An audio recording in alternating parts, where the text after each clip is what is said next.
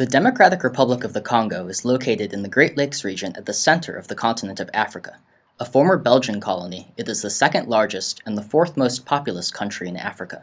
The nation possesses abundant natural resources, including hardwood forests, precious metals, and abundant arable land, yet violent conflict prevents the development of a stable economy.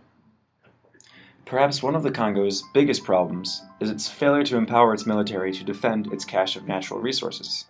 Of the global supply of certain minerals, the DRC hosts 80% of cobalt, 30% of diamonds, and 70% of coltan, in addition to significant portions of other metals. Historically, the DRC has had a seemingly constant stream of internal armed conflict. Starting in 1996, the DRC has seen the First Congo War, the Great War of Africa, the Ituri conflict, and the ongoing Kivu conflict. Additionally, the governments of neighboring Rwanda and Uganda are strongly believed to have assisted the rebels in order to exploit the DRC's mineral caches. While each conflict has its own causes, the DRC's natural resources have consistently been a target. The rebel groups that control these caches finance their operations with the profits from selling the minerals. Thus, in order to reduce the intensity of potential future armed conflicts, it is crucial that the DRC armed forces learn to effectively defend these resources from the hands of rebel groups. We suggest that the DRC military undergo training, specifically for defending these deposits. A system of military outposts in these areas will also certainly improve the situation. By taking these steps to secure the DRC's mineral deposits, we can definitely help improve the country's stability.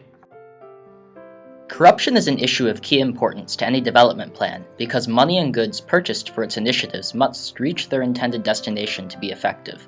Corruption can include bribery, graft, or an inefficient patronage bureaucracy based on cronyism rather than competence.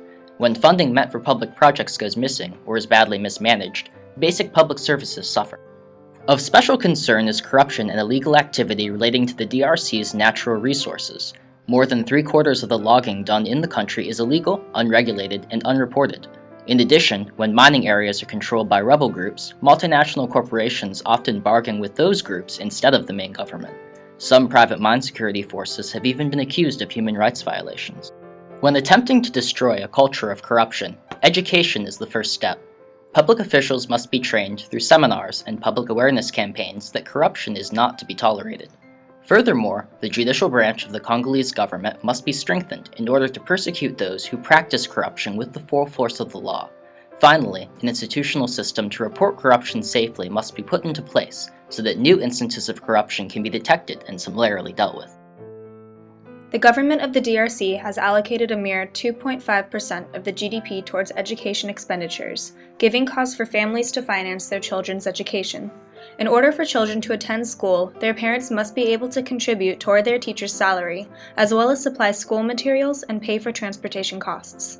This is hardly a feasible option, with many parents out of work themselves, and schools being located sparsely throughout rural areas. Instead of going to school, many children are forced to assist their families by engaging in child labor. They work in sectors like agriculture, with hunting and fishing, as well as engaging in begging, prostitution, and armed warfare. Enrollment rates in primary schooling in the DRC is less than 50% of the youth population. While many children may enroll in school at the beginning of each school year, within a few months many drop out due to these pressures at home. To increase school attendance, education must be made more accessible. By building schools across the country, especially in sparsely populated areas, more children will have access to education. Providing funding for school supplies and for teachers' salaries will also make education more obtainable. DRC has a great amount of health issues. On top of that, they have an insanely fast-growing population in an unhealthy environment, with a fertility rate of 6.3, which is well above the ideal fertility rate of 2.1.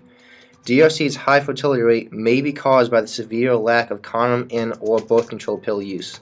The lack of sexual protection may also explain the extremely high HIV/AIDS rate in DRC. Around 4.2 to 5.1% of the adult population has HIV/AIDS. Furthermore, the people of Congo have limited to no access to medication. For example, ARV treatment is a common treatment to help with HIV/AIDS patients, and only 15% of people in the DRC receive ARV treatment. And without the proper treatment, it is easy for the mother to pass on HIV/AIDS to her children. However, the biggest health concern in the DRC is malaria. Around 180,000 people die each year due to malaria, most of them consisting of children under 5 and women. Our organization would like to donate a lot of money to hospitals in order to improve equipment and their medication. This will allow for better access to anti-malaria drugs and ARV treatment. Additionally, we would like to donate to distributing mosquito nets throughout the area. Lastly, we would like to donate to distributing condoms throughout the area and hold several sexual protection campaigns. In response to these serious concerns, we would like to donate $2 billion towards education to build schools, provide school supplies, and contribute to teacher salaries. $3 billion will be donated to health expenses for the distribution of malaria nets, hospital equipment and drugs, sexual awareness campaigns, and the distribution of condoms. $4 billion will be donated to military spending for training and financing the defense of mineral-rich regions. Lastly, $1 billion should go to the government for public awareness campaigns and training seminars for government employees to combat corruption.